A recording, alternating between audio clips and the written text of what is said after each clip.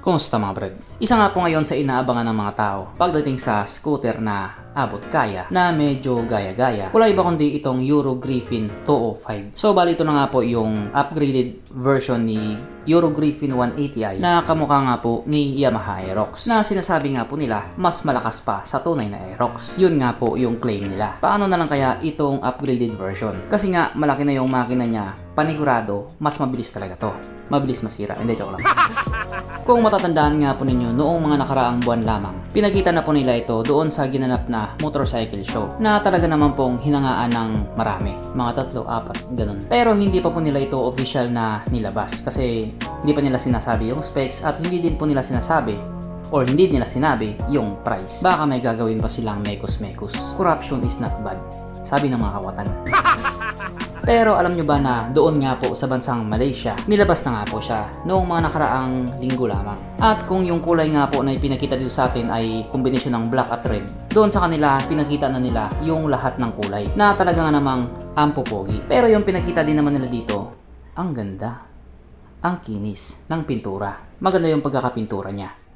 Pero kung sakali nga pong tuloy na ilabas yan dito sa atin, syempre ipapakita na rin nila yung iba pang mga kulay. Sana lang talaga. So bali dito nga po sa bagong Euro Griffin 205, hindi lang po ito basta pinalakas yung makina niya na mayroon nga pong 205 cubic centimeter engine displacement, 4-stroke single cylinder, single overhead cam with 4 valves, fuel injected at ito po ay naka-liquid cooled. At hindi lang yan, sapagkat pagdating nga din po sa kanyang mga features, pang malakasan din po yung mga sinalpak nila. Yung mga ilaw nga po sa motor na ito ay naka-fully LED na at maganda rin yung ilaw niya. Pero hindi na po doon katulad sa Euro Griffin na kamukha nga po ng Aerox. Ito kasi kamukha na siya ng X-Max yung ilaw niya. At kung mapapansin nga din po ninyo, meron na po siyang winglet. Ang purpose nga po yan kapag sobrang traffic, gagamitin mo yan para lumipad ka. Upal! Syempre joke lang yun. Pampaganda daw kasi yan ng aerodynamics. Ang kanya nga pong gauge panel ito po ay naka TFT display. Naka-keyless na rin po ito. Naka smart key system siya. At hindi lang yan sapagkat pagdating nga po sa kanyang braking system, ito po ay naka disc brake sa harap at disc brake sa likod. At meron din po itong ABS or anti-lock braking system. At hindi pa yan. Hindi pa nagtatapos doon sapagkat meron din po itong TCS or Traction Control System. O diba? Ang lupit talaga. At kung mapapansin nga din po ninyo, naka-dual shock sa likod na meron nga pong sub tank. Di ko lang sure kung display lang yan or kung may laman ba talaga yung oil.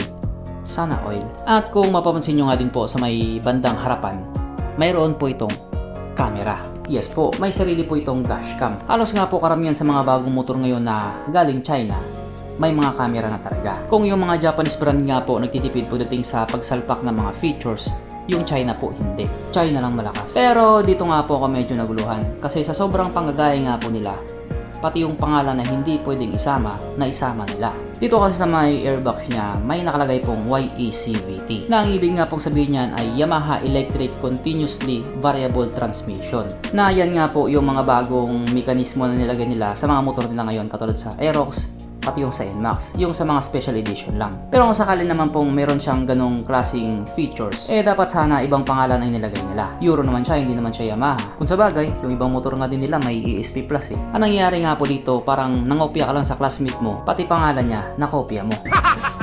Kung sa bagay, hindi pa naman natin alam kung ano talaga yung nilalaman sa makina niya. Kung meron ba talaga siyang ganun o wala. Malalaman na lang natin yan kapag tuloy na talaga siyang nilabas. At kung magkano yung magiging presyo niya. Okay, bye.